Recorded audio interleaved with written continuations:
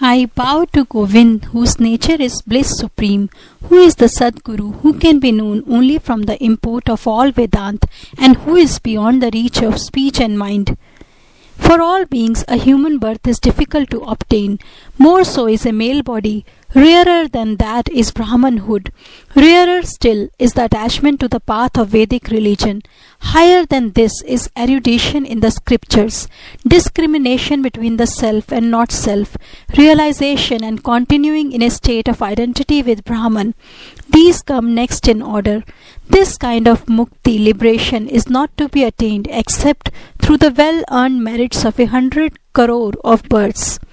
These are three things which are rare indeed and are due to the grace of God, namely a human birth, the longing for liberation, and the protecting care of a perfected sage. The man who, having by some means obtained a human birth with a male body and mastery of the Vedas to boot, is foolish enough not to exert himself for self-liberation, verily commits suicide, for he kills himself by clinging to things unreal. What greater fool is there than the man who, having obtained a rare human body and a masculine body too, neglects to achieve the rare end of this life? Let people quote the scriptures and sacrifice to the gods. Let them perform rituals and worship the deities. But there is no liberation without the realization of one's identity with the Atma. No, not even in the lifetime of 100 Brahmas put together. There is no hope of immortality by means of riches. Such indeed is the declaration of the Vedas. Hence it is clear that works cannot be the cause of liberation. Therefore, the man of learning should strive his best for liberation, having renounced his desire for pleasures from external objects, duly approaching a good and generous preceptor, and fixing his mind on the truth inculcated by him. Having attained the Yogarut state, one should recover oneself, immersed in the sea of birth and death by means of devotion to right discrimination. Let the wise and erudite man, having commenced the practice of realization of the Atma, give up all works and try to cut loose the bonds of birth and death. Work leads to purification of the mind, not to perception of the reality. The realization of truth is brought about by discrimination, and not in the least by 10 million of acts. By adequate reasoning, the conviction of the reality about the rope is gained, which puts an end to the great fear and misery caused by the snake worked up in the deluded mind. The conviction of the truth is seen to proceed from reasoning upon the salutary counsel of the wise, and not by bathing in the sacred waters, nor by gifts, nor by 100 pranayams. Success depends essentially on a qualified aspirant. Time, place, and other such means are but auxiliaries in this regard.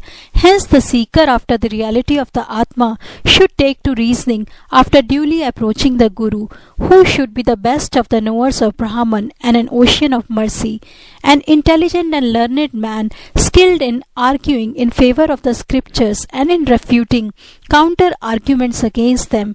One who has got the above characteristics is the fit recipient of the knowledge of the Atma. The man who discriminates between the real and the unreal, whose mind is turned away from the unreal, who possesses calmness and the elite virtues, and who is longing for liberation, is alone considered qualified to enquire after Brahman. Regarding this, sages have spoken of 4 means of attainment, which alone being present, the devotion to Brahman succeeds, and in the absence of which it fails. First is enumerated discrimination between the real and the unreal.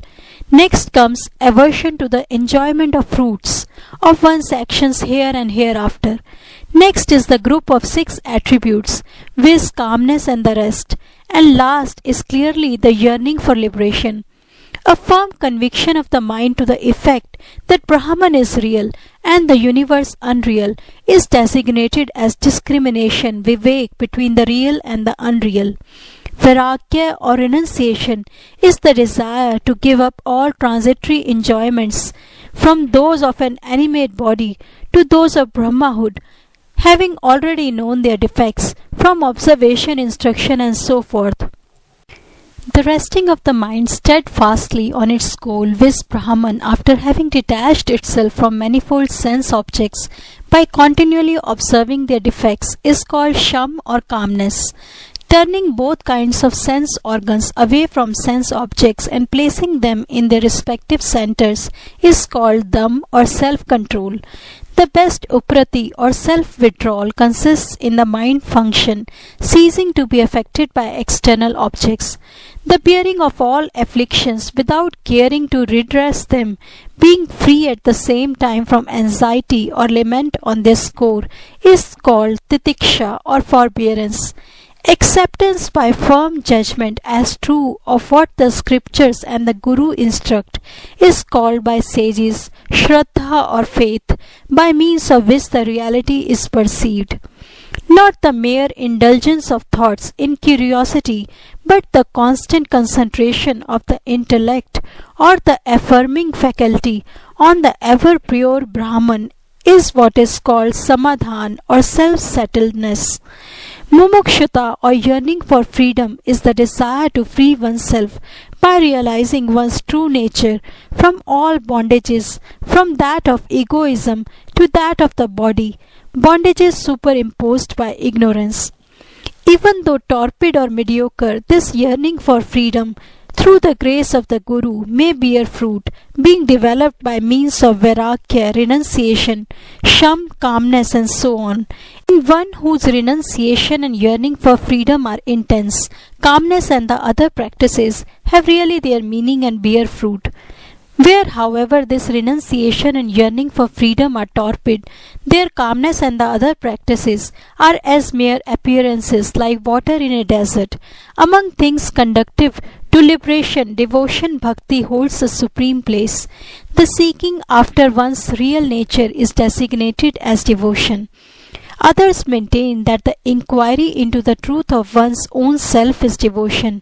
The inquirer about the truth of the Atma, who is possessed of the above mentioned means of attainment, should approach a wise preceptor who confers emancipation from bondage, who is versed in the Vedas, sinless, unsmitten by desire, and a knower of Brahman par excellence, who has withdrawn himself into Brahman, who is calm like fire that has consumed its fuel, who is a boundless reservoir of mercy that knows no reason, and a friend of all good people who prostrate themselves before him, worshipping that Guru with devotion and approaching him when he is pleased with prostration, humility and service. He should ask him what he has got to know. O Master, O friend of those that bow to thee, thou ocean of mercy, I bow to thee. Save me, fallen as I am, into this sea of birth and death, with a straightforward glance of thine eye, which sheds nectar like grace supreme. Save me from death, afflicted as I am by the unquenchable fire of this world forest, and shaken violently by the winds of an untoward lot, terrified and so seeking refuge in thee, for I do not know of any other man with whom to seek shelter.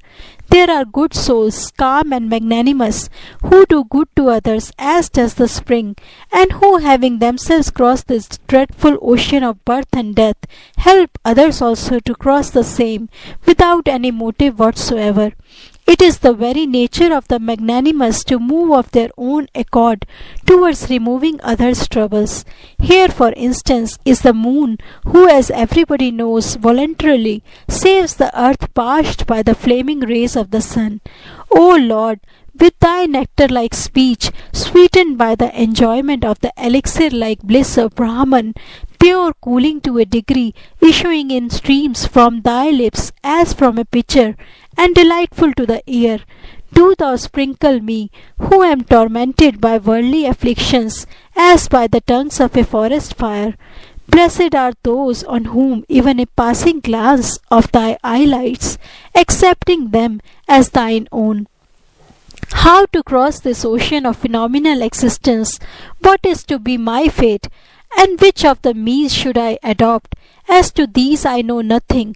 Condescend to save me, O Lord, and describe at length how to put an end to the misery of this relative existence.